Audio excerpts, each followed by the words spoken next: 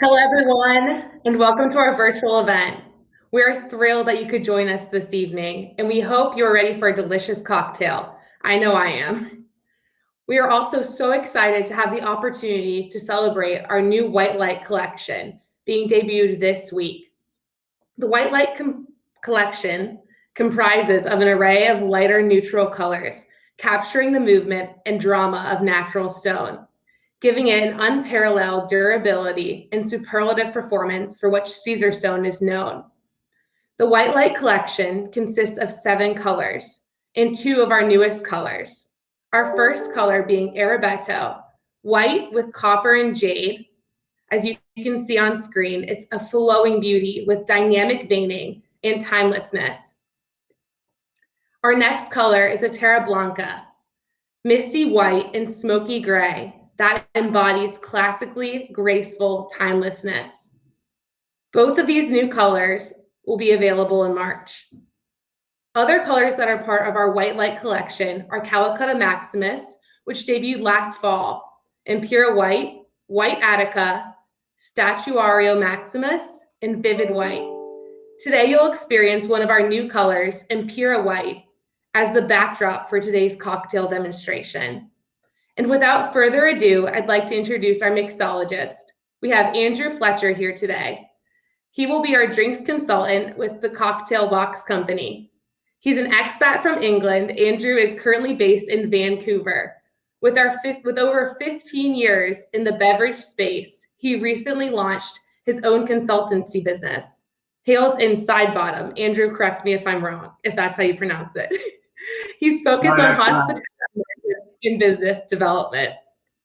Let's get started. Cheers. I'll turn it over to you, Andrew.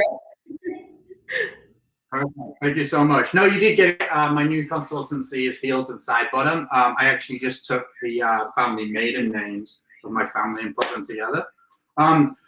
Firstly, foremost, thank you for having me today.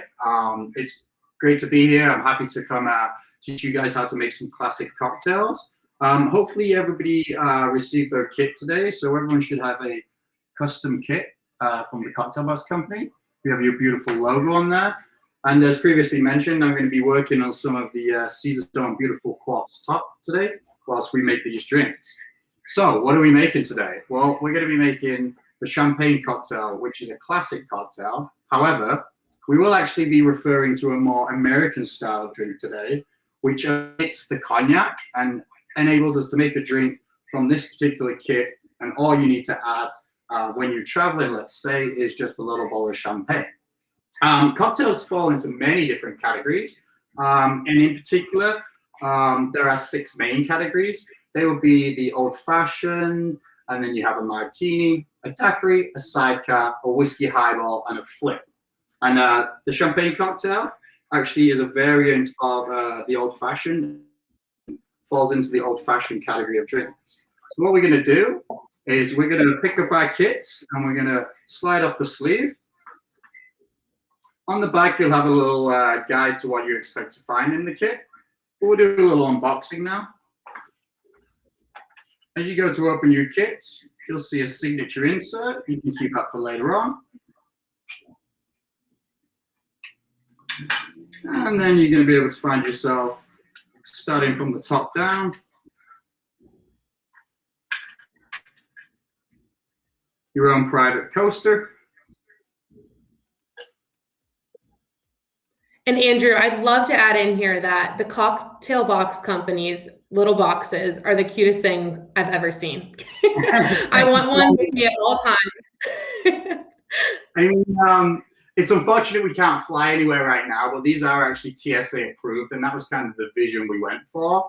So everyone can make like a great drink in your economy seat on your flight.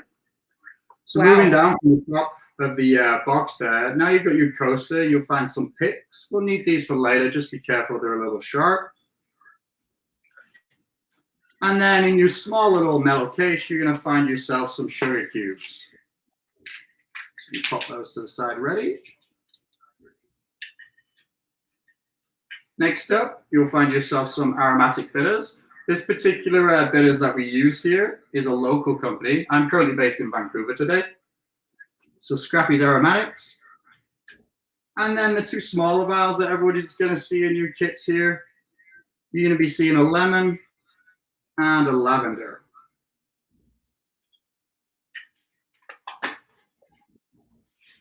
Pop the rest to the side. These kits make 6 drinks, so that's good. Keep you going. Plenty of drinks for you and your friends. As I mentioned at the top of the show, we're going to be doing a more American style drink today. But as we move through the drinks, I'm going to make 2 side by side, and one of them will be with cognac, which is typically the kind of champagne cocktail you'll find in most bars these days. This particular drink transcends ages. We're talking early 1800s. One of the very, very, very first cocktails that we could ever find written down as a libation of mixed ingredients. And it's real simple. You've got your sugar, your bitters, and then your champagne. So without further ado, we can get started. Everybody wants to grab one of those sugar cubes here. You're just going to go straight into the flute. 2 main types of glassware you'll see when you're drinking a champagne cocktail. Sometimes it would be a coupe. The coupette's a beautiful little saucer, very decadent looking. However, I prefer to use a flute myself as opposed to a coupette, as this will draw in the flavor, concentrate the flavors from your citrus to your bitters, bring it up to your nose. So once you've got your sugar in place, you want to be grabbing your aromatic bitters. If you don't know what bitters are, you really want to be thinking about bitters kind of like a scope packet to a chef. If you're unsure, everybody has a little spoon in their kit. You can grab your little spoon, you can do a little dash on the back. You can give that a taste if you wanted to. If you don't have a spoon to hand, the web of your hand is always a great place to go as well. And Andrew, I just want to ask one more time here. Which one is this that you're putting in? So right now we're going to start with the larger bottle of the 2. So this would be the traditional aromatic bitter. So, okay. We'll go over the top here. You want to be trying hitting right over the top of the sugar cube.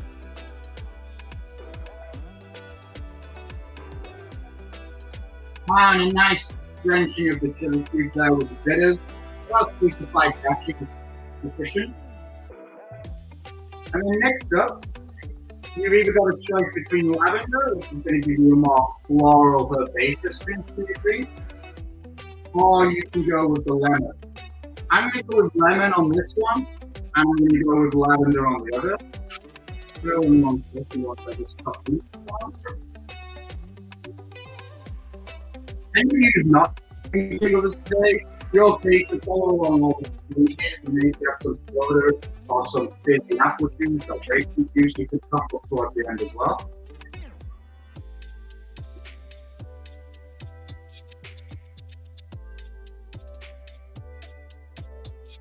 I actually made a little bit of a mess here, but that's fine. These countertops are, they're easy to clean, very resistant, so that's not too much of a worry for me. Now everybody should have their first bitters on the top of the sugar cube. You can go ahead and pick your choice. I'm going to do one of these.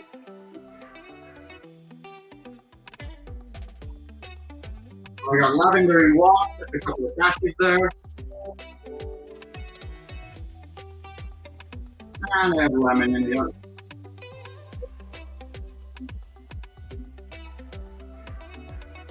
This whole process that we're doing right now is typically referred to as a build. So, there's different types of making a drink. You can either build a drink, you can stir a drink, which would be the old-fashioned, or you can shake a drink. So now we're at this position. I have to ask, Andrew, I feel like lavender has been such a trend with mixology and cocktails. Do you have any background on that you can share with us? Absolutely. I'm having a quick look in my cupboard here. I actually have some edible wholesale lavender heads, and what you can do is you can make those into syrups. At the end, I'll touch on how you can make all types of different syrups, but I actually have a book here as well, which is one of my favorite books. It's called The Drunken Botanist, and it's just a whole book based purely Who's that on... by? Not you, right? Yeah, not right now, maybe after this. Yeah. Basically, this book is all about how you can steep leaves and how you can use bark. So I guess that would be cinnamon. all different types of plant-based elements you can make into syrups and fun little drinks. One of my favorite syrups I ever made was like nettle, the stinging nettle syrup. It's delicious if you've ever had tea like that.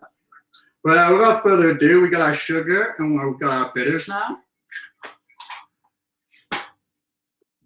One of the drinks I said I would use some cognac. It's best to always keep your spirits in the fridge. Right now I have my bubbles chilling here on the side. Real simple right now. We're just going to go in with 1 ounce of the cognac over the top of one of the drinks.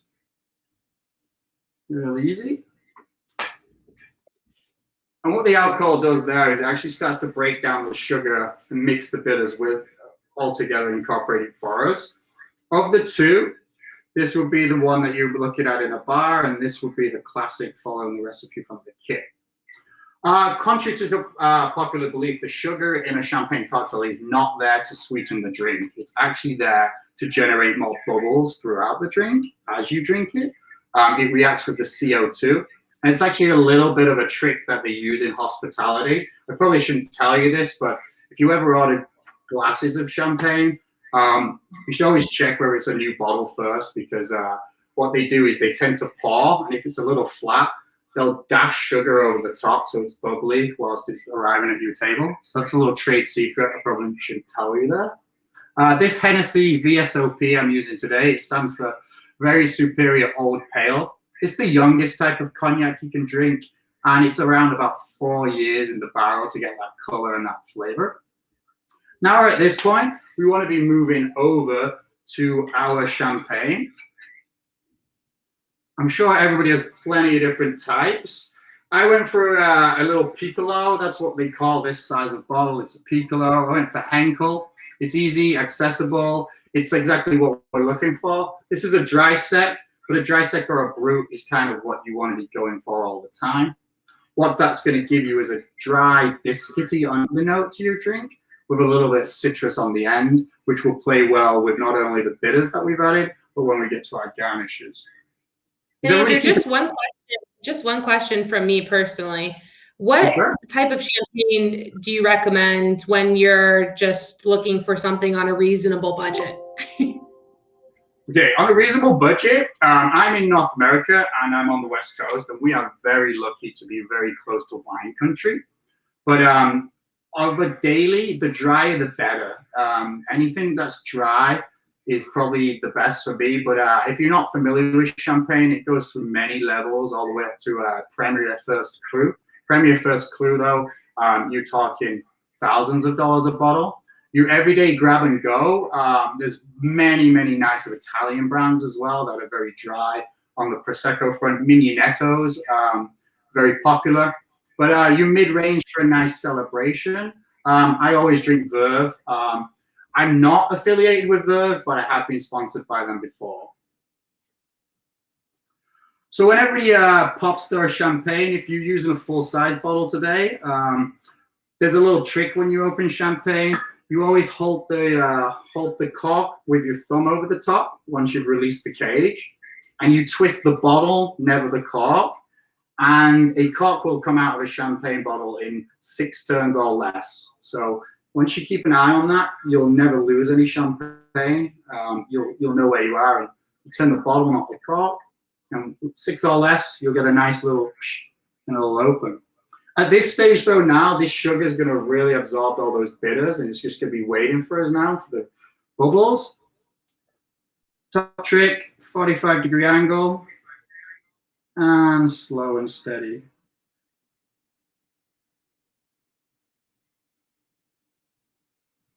You just top up a little bit there. I'll move to the second.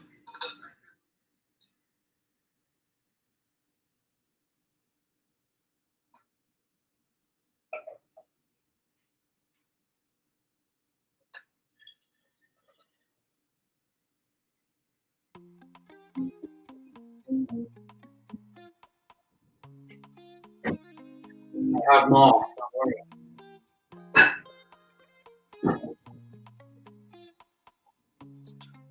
Standard etiquette for serving champagne as well. If it was in a flute, as so, you want to be looking at a 2-finger distance from the top of the glass. That ensures that you have enough space to not only get the nasal of the dry biscuity flavors of the champagne, but get all those beautiful flavors from the bitters.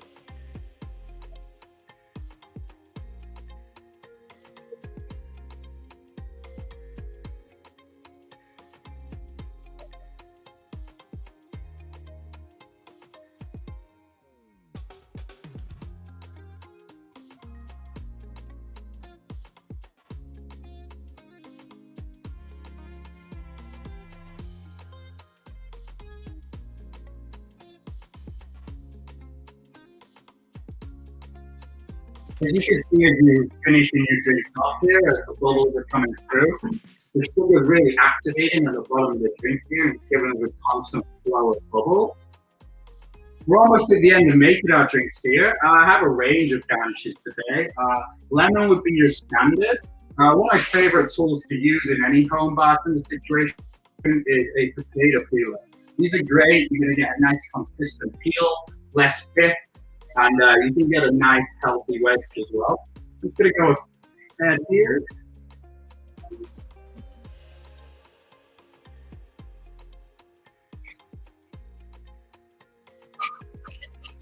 Okay, so this will be known as a sloth, as a type of garnish.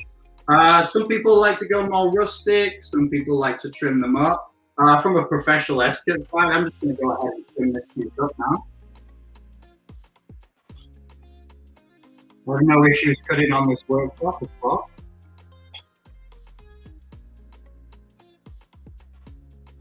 And then towards the end, I like to go for a little rhombus style. Then your swath cut there like a little rhombus.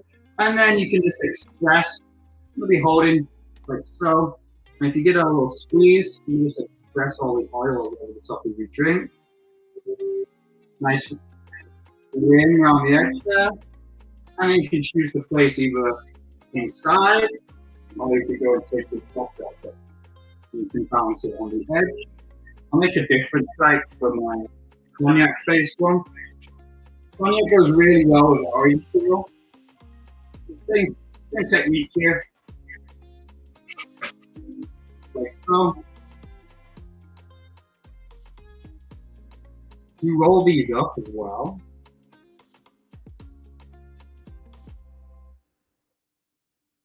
You get a beautiful little rose-esque looking garnish.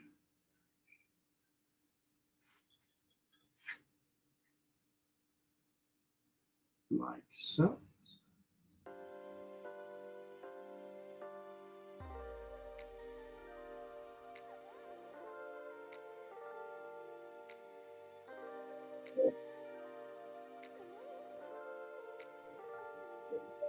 Before we cheers, I really want to give this one a little bit more of a pimped up look. So I actually have some cranberries on hand. I have these as a garnish quite often because they're different from syrup. But all berries are always welcome in champagne cocktails. You might be used to seeing strawberries or raspberries. That's going to make your drink look extra good for Instagram.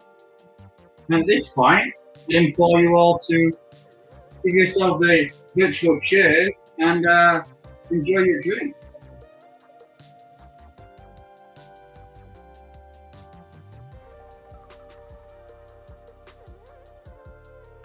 Delicious, nice, balanced, even. The sugar's still floating off some bubbles, not too sweet. I get all that lemon and lavender and all those notes off the top of the drink there. The berries make it look good for taking photos. But I said I would put some making some syrups, which is what you can do with any type of fruit. And really, when you're making a syrup, you can have it on hand all the time. They're good for about 10 weeks in the fridge, and they're really, really easy to make. I have these cranberries from Caesarstone drinks. What I can do with these is you really just want to be able to grab yourself any kind of pot. Non-stick's usually the best, but as long as you've got something like this, you would want to grab any kind of receptacle on a one-to-one basis. You want to put one of sugar and one of water. You're going to bring that to a rolling boil and then take it back to a simmer. Once you're simmering the sugar water mix, that's when you can add any elements you like.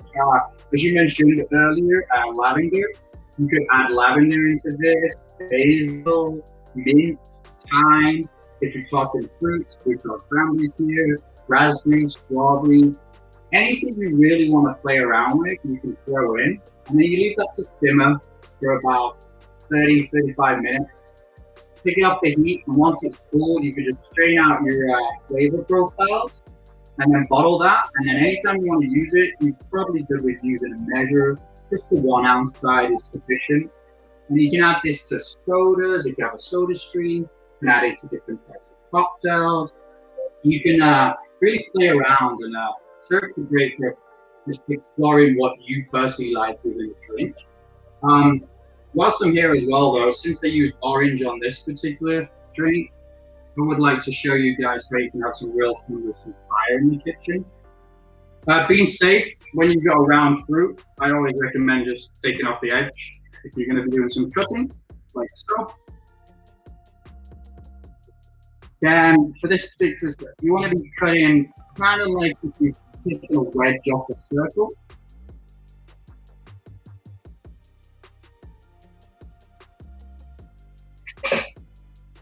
I'm showing you a nice wedge here. As you can see, it's kind of like a curve to it. It's going to give you enough time to squeeze the oils out.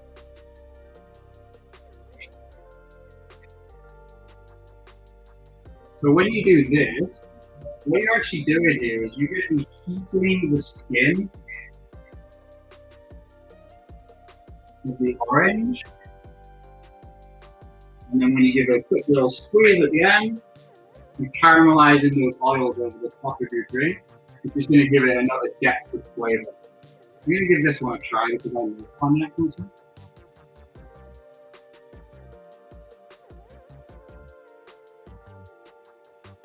Delicious. I could eat those all day long if I didn't have work to do.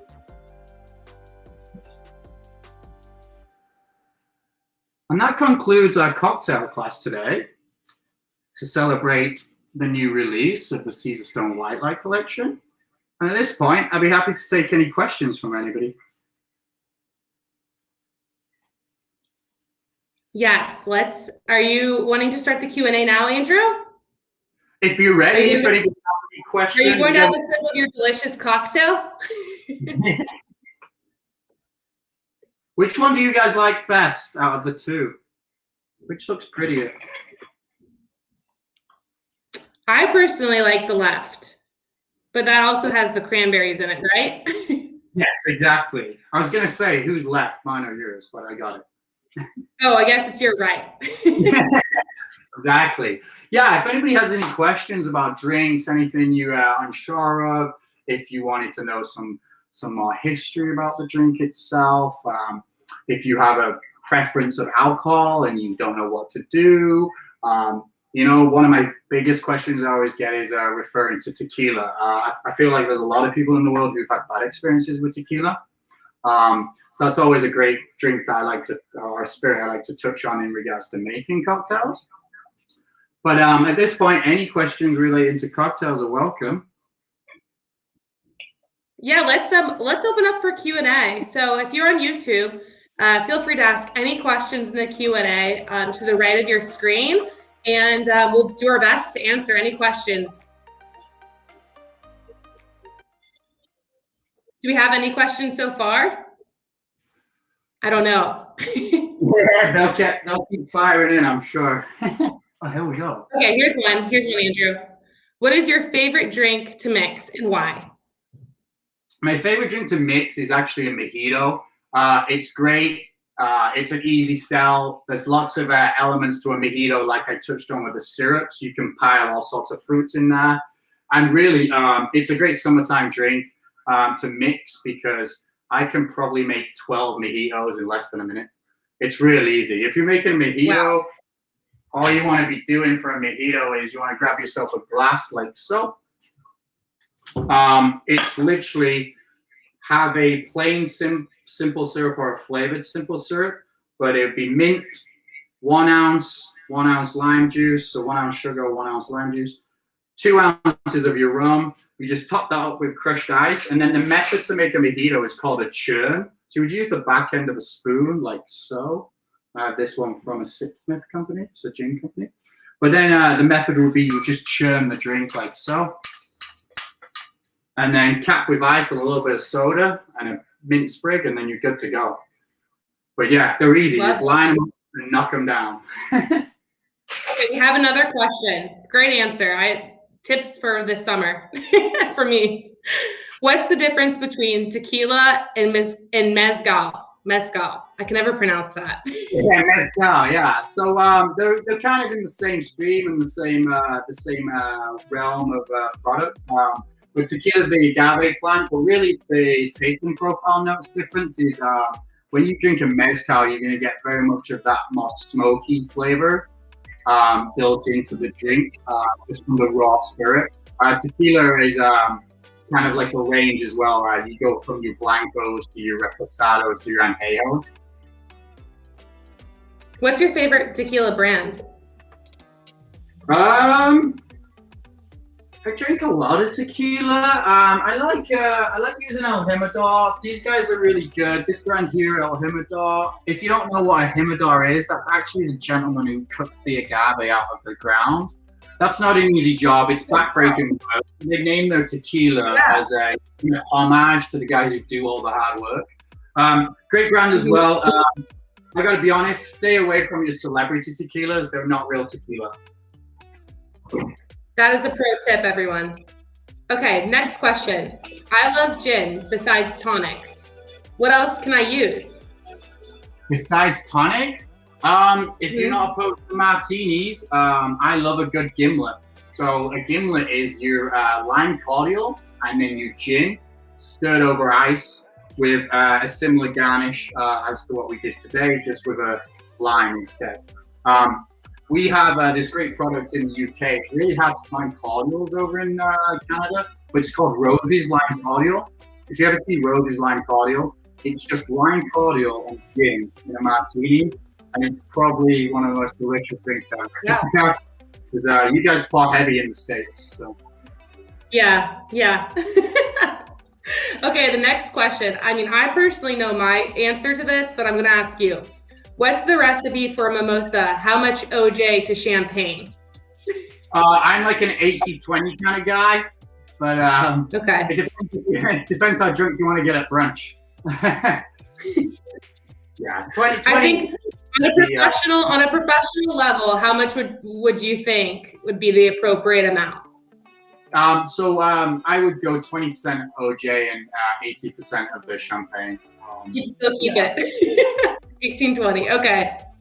Okay, cool. That's interesting. I feel like that is such an easy mix to mess up. I feel like you could either overdo one or the other. So that's a great question. Yeah, 80-20. Yeah, 80-20. Oh, sorry, go ahead. I was just gonna say 80-20 would be my recommendation. It's gonna actually give you a nice hue as well. Sometimes you might get mimosas, and they look this bright. That's wrong. It should be like a nice hue. Okay, perfect. When it's orange, as an orange, that's wrong. Go back and redo it. Exactly. Not enough. How about your favorite vodka cocktail? That's the next question. Vodka cocktail has got to be a mule. I love ginger beer, lime juice, vodka. Real easy, nice and simple. They're so refreshing. Yeah, and especially if you, I like being bougie, so got one of these. In the copper glass. Exactly. What's your favorite liquor for a mule? Because I've had bourbon mules and I've also had vodka mules, as in a Moscow mule. Are there differences, or what's the proper way for those two drinks? Well, you touched on lavender earlier, so here's a good twist. If you were to go with gin and make a gin book, the mule part of this particular drink comes from, it's related to the ginger beer, as in it's got a kick to it, the mule. So go for a gin mule, but maybe whip up yourself a lavender syrup for 1 ounce. Then you would have like 1 ounce of lime juice, then you gin, and then you ginger beer. Fever Tree is a great brand, and Fentimans is a great brand. Fentimans is more mellow. Fever Tree's really got a kick to it. Yeah, personally, I love Fever Tree, but I feel like that's always a tough cocktail, even going out and about, ordering is always a hit or miss at restaurants and different places. Okay, another question. Has cocktail making changed due to the pandemic? Well, I mean, I've been in the industry 15 years, and I guess hospitality has kind of been decimated in less than a year. However, having said that, I wouldn't be here today celebrating with you guys if the pandemic hadn't have happened. We were very agile in switching from an in-person cocktail situation around a big banquet table to, moving digital, and here we are today. COVID still causes me problems. I should be in my little studio, instead I'm in my home bar. But yes, it's definitely changed. I'm confident that hospitality will rebound. I find a lot of people I work with in hospitality are probably some of the most creative minds I've ever met. We die, but it's definitely changed, and I'm seeing a lot of movement in the ghost kitchen section of the cocktail world now, and lots of exciting things happening in LA right now, where essentially it's a ghost bar, so you can order single serving cocktails and they're just delivered to you. So definitely some changes in the cocktail world, but it's all exciting, new, and innovative. So. Oh, okay, here's another question, Andrew. Can you use berries in a champagne cocktail? Absolutely, always. If you wanted to get them a little bit more incorporated, just grab yourself a muddler, and then you can muddle them. You could even add most elements of a champagne cocktail as well, like a French 75, for example. You actually shake the beginning of French 75, but then you finish by topping up the champagne. So in a French 75, you could throw some berries in there as well, have a berry 75. So let's say blackberries, lemon juice, sugar, gin, shake it up, double strain into your champagne glass, and then top up with the champagne. If anybody is ever looking for an exciting gin to buy, though, we have this particular gin here up in Canada. It's called Empress, and it's from the Empress Hotel in Victoria. And it's purple now, but when you add tonic or other elements to it, it actually turns pink. Wow.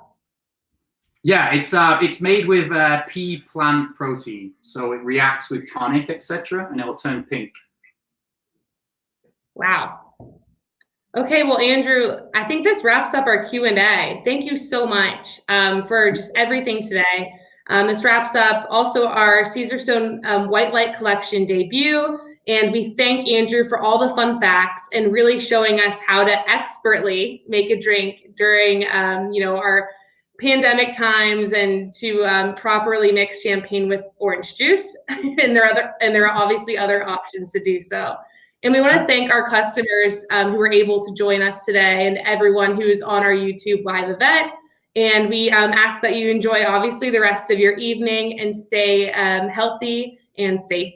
Thank you.